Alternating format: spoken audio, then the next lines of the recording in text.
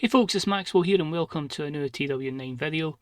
You join us as we continue our AEW for the Sickos save, where we're trying to get all the achievements in TW9.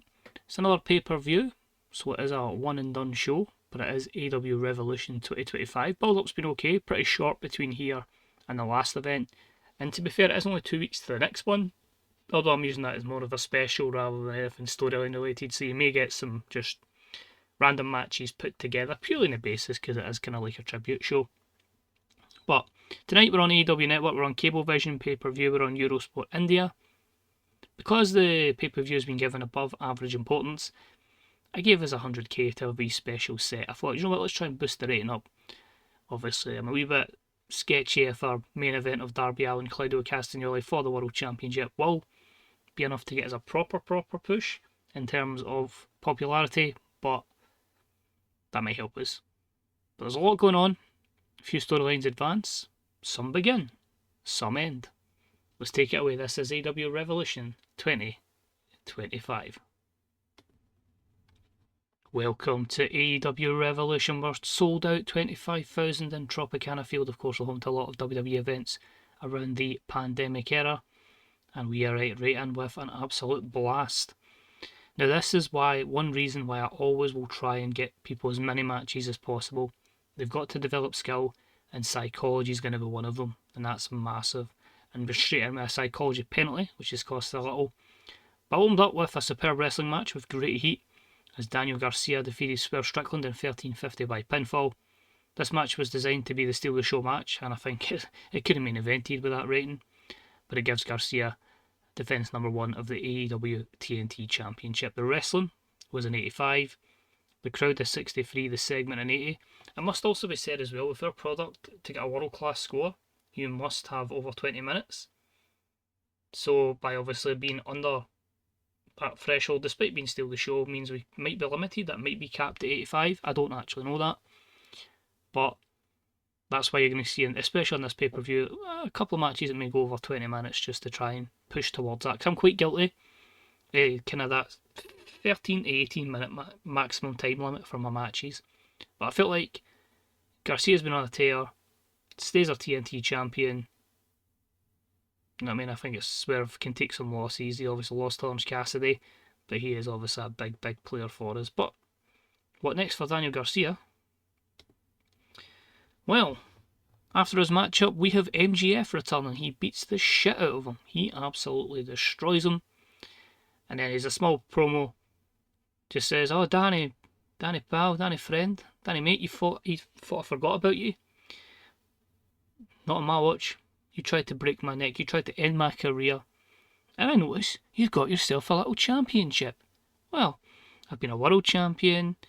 I've been an international champion apparently, or whatever they're calling it now. I've been a tag team champion of Ring of Honor. Why don't I just take the TNT championship as well, and all the other titles in AEW, and be the first Grand Slam champion of AEW?" So a 62 for this segment, and yeah, straight into MJF versus Daniel Garcia. Which I will say, it does take him away from the main event storyline, Garcia, but we will work on that on the episodes of Dynamite and Collision. Don't worry about that. We then have an over-the-top special entrance for Will Ospreay, bit of pyro as we get ready for some 8-man tag action. That was at 69. And he featured in a very good bout that had good wrestling and a decent reaction from the crowd as the Hurt Syndicate, Bobby Lashley, Powerhouse Hobbs, Shelton Benjamin and Donovan Dijak defeated Will Ospreay, Ricochet and Aussie Open in 1839. When Lashley pinned Mark Davis with a spear. Ospreay head and shoulders above the rest here. A 90 performance from Will. A 70 for the wrestling, 50 for the crowd, and a 79 for the segment overall. So basically I felt like the Syndicate needed the win. You obviously have to make Ospreay look $1 million. So Mark Davis takes the fall. But yeah, just makes Bobby Lashley look pretty damn dangerous, it must be said. It also shows that Bryan and Dijak, I mean, it just shows he's going to eat his place there. He's not just there to take pinfalls. Next up, again the psychology penalty hits us, which is why we need to work on it, but about that had superb wrestling and good heat, as Kinosuke Takeshita defeats Orange Cassidy in 17:37 with a touchdown. Gives him his second defence of the International Championship. Of course, this matchup just arranged on Collision, but really good to see these two put well together. And I feel like if you take psychology penalty away, you're probably looking at about an 85. So really, we're showing that on pay-per-view we can deliver, but we obviously need to, as much as we want to get our wrestlers over in terms of popularity, we need to get them technically savvy. We need to get them mentally on point, which is why a lot of these older wrestlers being around is going to be pivotal. Your Bryans and the like who have the over 80 psychology. Next up, and about that had some good heat and decent wrestling, it was Timeless Toni Storm, who defeated Mercedes Mone in 17:47 by the Strong Zero. This match was designed to tell a specific story, and Toni wins the New Japan Strong Women's title. Completely forgot these two were in the same group for the Superstein Grand Prix, so we'll just say that's the first match of the tournament, because that also actually kinda can tie into a storyline. So a bit of an accident by me, but I can explain my thinking here and how we can get around that. So 64, 61 and 60 is pretty okay. Mercedes was not willing to lose this championship unless she was kept strong. So that's why I made it storytelling. So you lose points for that, and you also lose points for having to keep Mercedes strong. So you probably could have looked at about a 66, 67. But it means when you get Toni to New Japan, she can have all those alliance loans and she can have more matches. Mercedes, I can't keep her having these mid-card titles or this title and then the TBS, holding them hostage. She's got to be at the top, and we've got to get her to the top in terms of just being up there and being as competitive. Thankfully though, this can all lead into a storyline. Her losing, and that losing her first match of the Grand Prix. Because after it, we just have her having a breakdown. She's dramatic acting, 61, and she's freaking out because she's lost the TBS Championship, she's lost the New Japan Strong Women's Championship, and she's lost her first match in the Grand Prix. She got 9 matches to get her act together, and that's what will work into an angle on Dynamite, hopefully, or Collision, or Shockwave, or Rampage, because we've got a lot of matches to get through. So that's actually worked out for the better, strangely enough. The psychology penalty hurts us again, as and about had some great wrestling and a decent reaction from the crowd. The Kings of the Black Throne, of course that is Malachi Black and Brody King, defeated the Lucha Bros in 21-17 when Brody pinned Phoenix with the Dante's Inferno. 9th defence of the AEW World Tag Team titles, Rey Fenix head and shoulders above the rest. Again, it's another one of those matches, an 81 overall. I think you probably could get that to an 84, 85 if you don't have the psychology penalty. But yeah, just keeping the Kings of the Black Throne looking absolutely dominant as they head into the Briscoes Tag Team Cup, which will be starting on Dynamite as well. We have a lot of tournament matches to go on, 4 shows. Next up, little backstage segment. It's just basically, I've got to add Nicholas Jackson in this, but basically the Young Bucks and Okada are saying to Jack Perry, this is your chance. If you lose to Kenny, it's done. Never again. You've tried, you've somehow wangled this match off Tony Khan and Scott D'Amore. But if you lose, we want nothing to do with you ever again. You are our scapegoat. So that was a 66 there. Storyline advances and gains a bit of heat. And the match itself was good. Kenny defeats Jack Perry in 13-12 with the One Winged Angel. I also made the storytelling, so that's 2 I've done that for, okay, but it does make sense. Jack Perry actually has a broken jaw, an issue with his jaw anyway, so he was always going to be working around that. So even with the good chemistry, that's obviously penalised them a lot, but it adds to it. It means you've got Jack Perry out the Elite, wounded with an injury. So what next to the scapegoat, he truly has been, he's a scapegoat of the Elite, he's a scapegoat of AEW, and hopefully gets a bit more positive momentum to Kenny Omega. So 68 overall. Really happy with that, all things considered. We have a little promo backstage. It is Eddie Kingston alongside the remarkable Renee Paquette, and it's just Eddie talking about his history with Pac, and he just says, he came back to AEW after his injury.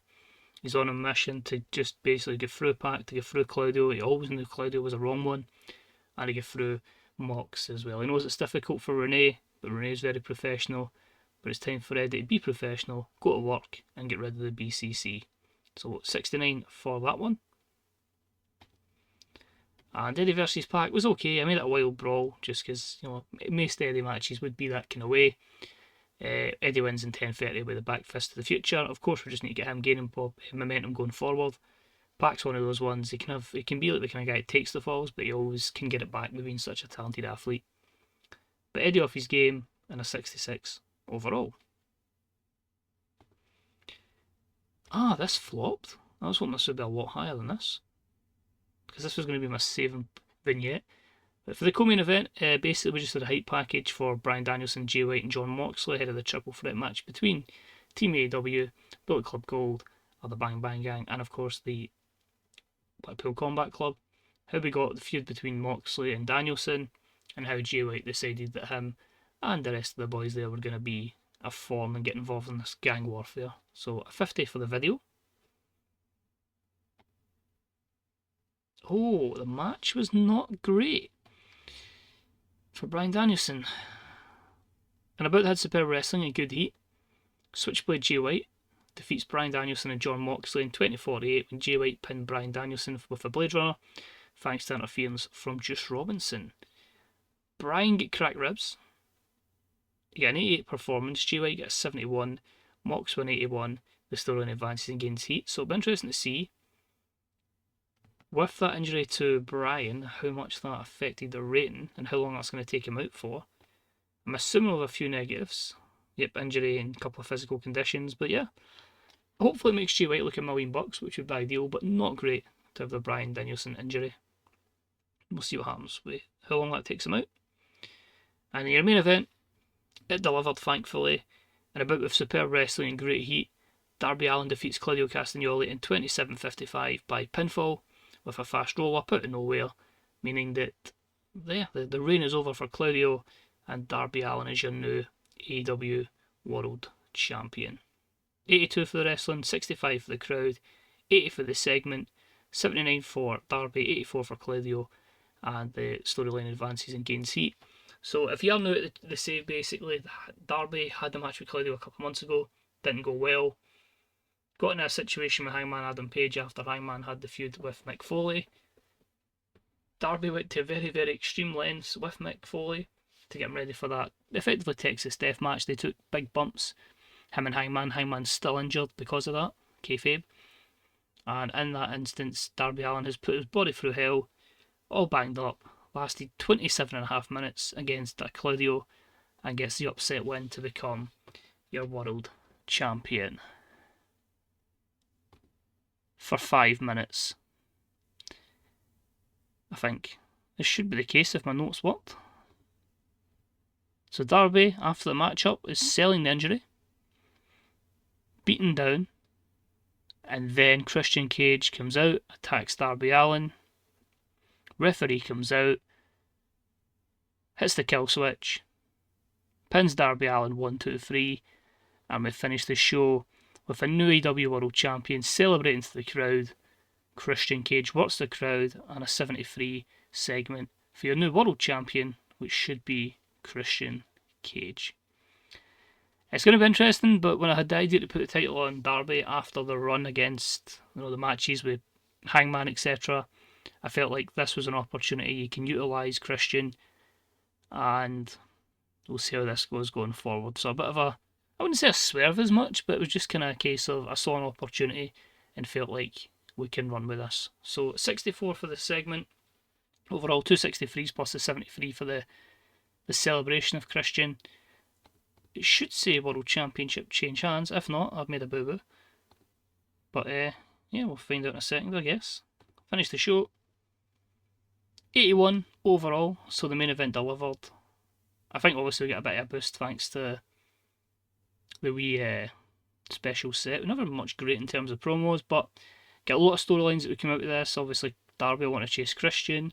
The BCC have lost the World Championship, previously the TNT Championship.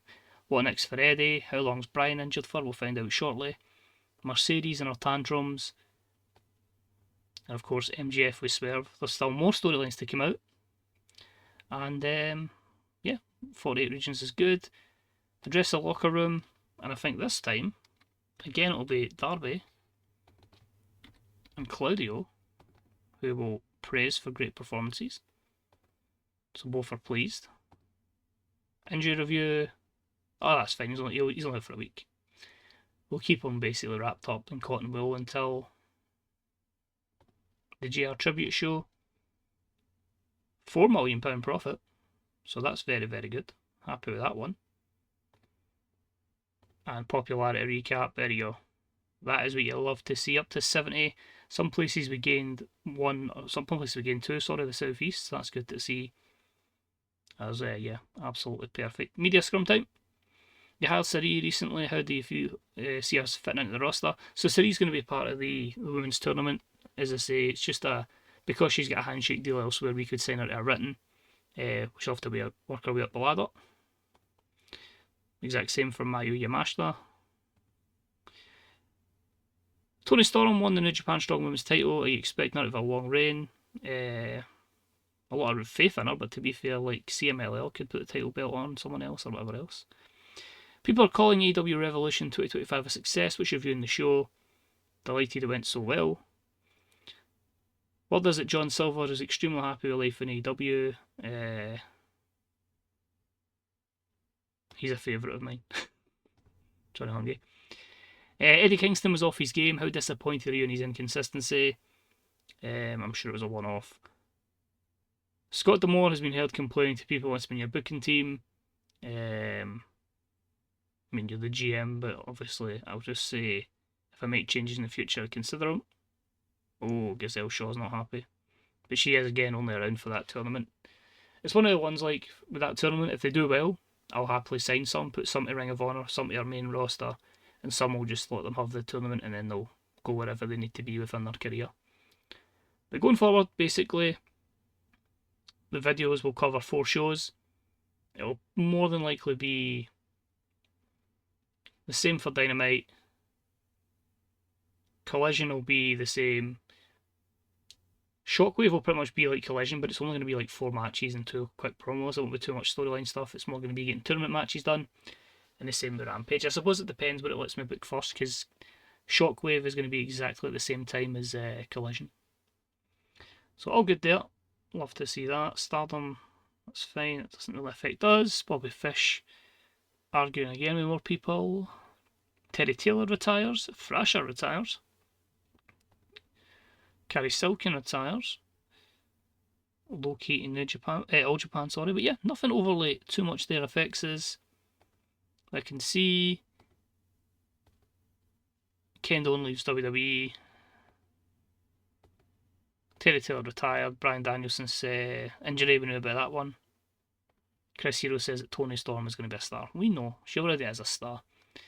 But I know what you mean, getting her popularity to amazing heights. But there you see there, 52 when he started, up to 56 before the start of this month, and that has got her to 61. So she's someone hopefully that can benefit for the tournament. I'm hoping Mercedes can be as well. That's fine with that, because we'll probably just use the AEW network for the JR Tribute Show, just to get it on the subscription. And the reason I've been pushing a lot on pay-per-view is to just get rid of this for Cablevision, because I still have 8 shows to run. So we'll see with that. But I'm quite happy with where we're at. If we just go to creative there, Will Ospreay's our only franchise player at this moment in time. You can see our next big things. Obviously, Julia Hart's one of those people that are, at the moment, on maternity leave. Kenny's the only one with the momentum in the gutter, and that's who's all got positive momentum at the moment. Athena, Will Ospreay, your women's champion, Mariah May, Swerve Strickland, and Hook. So, we'll look at 1 or 2 wrestlers on the roster to see how they've progressed. So, I know it's been like a monthly thing after pay-per-views, but Garcia, holy crap, he might be one of our most over guys. Started, if I can get this in the way, 44 over, and now we've got up to nearly 70 over in the tri-state, so that is obviously started 50 there, but everywhere else is progressing really, really well. In fact, the one I want to check is Darby. So he's at 65, he started at 53, so he's been quite good with the push, that's good to see. Claudio's at 64, but he started at 50, so he's benefited. Another one I wanted to check there is Switchblade. Obviously we've just gotten back from injury, but 50 he started at, and we've got him 50 across the board, so pretty good stuff there. Kenny is still chilling momentum, he's going to take a while to get out of that, so that's my bad. But yeah, I'm looking forward to where we're going forward. A lot of storylines to try and keep up with, and a lot of matches to try and fit in with the tournaments if you haven't seen it yet. Group A of the Briscoes Tag Cup, Group B of the Briscoes Tag Cup, Group C, and then your Super Shine Elite Grand Prix Group A. So obviously made an issue of Tony defeating Mercedes, but hey, it works into a storyline, so we'll go with it. And Group B, Group C, and Group D. So hopefully you'll join us for all that. As I say, I'm hoping it can help develop a lot of their skills technically, mentally, and physically. Especially I feel it could benefit somebody like Anna Jay massively. But as I say, hopefully join us for that journey. Any comments on the series, on TW in general, a wee thumbs up, deeply appreciated as usual. And of course, check out the Fantasy Bookers subreddit, Grey Dog Software Forums, twdv.com, and bethebooker.net. And hopefully I'll see you for next week's Dynamite, Rampage, Collision, and Shockwave. And then we head on the road to the GR Tribute Show. So take it easy. See you soon. Bye bye.